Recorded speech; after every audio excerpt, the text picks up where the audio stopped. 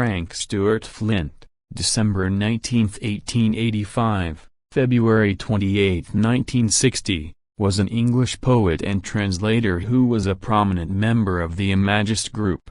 Ford Madox Ford called him one of the greatest men and one of the beautiful spirits of the country.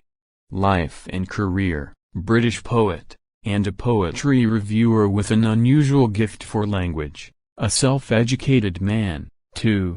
Born in Islington, London, he left school at 13 and worked in various capacities before beginning his long and distinguished career in the civil service in 1904. He published a book on French poets, starting in 1908, and by 1910, his intensive private study had gained him recognition as one of Britain's most highly informed authorities on modern French poetry. His first collection of poems, In the Net of the Stars, 1909, consisted mainly of conventional love lyrics.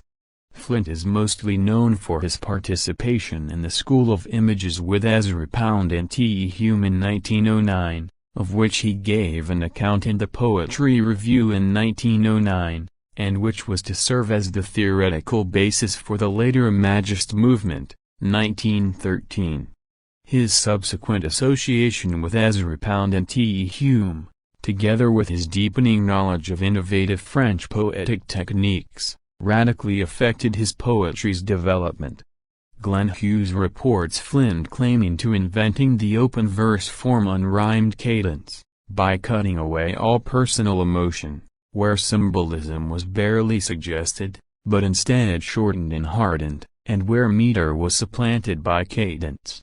Hughes explaining Flint's form is best understood by comparing his poem A Swan Song published in 1909 and later by Pound in 1914 in De Imagists, and his later cadenced version thereof, The Swan, a poem so devoid of superfluities and clichés, to achieve that perfect chiseled beauty which is the essence of classical art. In 1916 Flint was described as having the gift of artistic courage clothed in beauty which will help build the poetry of the future.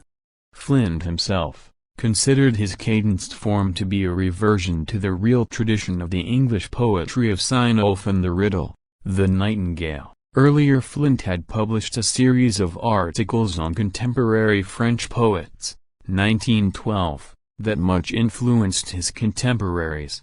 In 1914 he was included by Pound and De Imagists.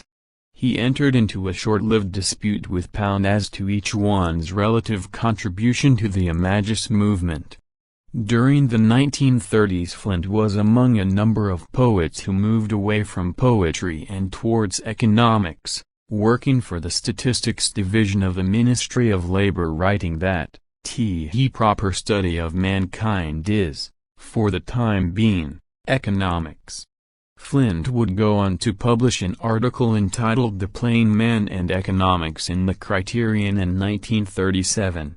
He became a leading spokesman for Imagism and exemplified its methods in the concentration and clarity displayed by much of the work in cadences. 1915. Otherworld, his third and last collection, was published in 1920. Its lengthy title poem responding to the desolation of the First World War and its meditations on more viable modes of existence. For some years after he ceased publishing poetry, Flint continued to contribute influential articles to the Times Literary Supplement and the Criterion.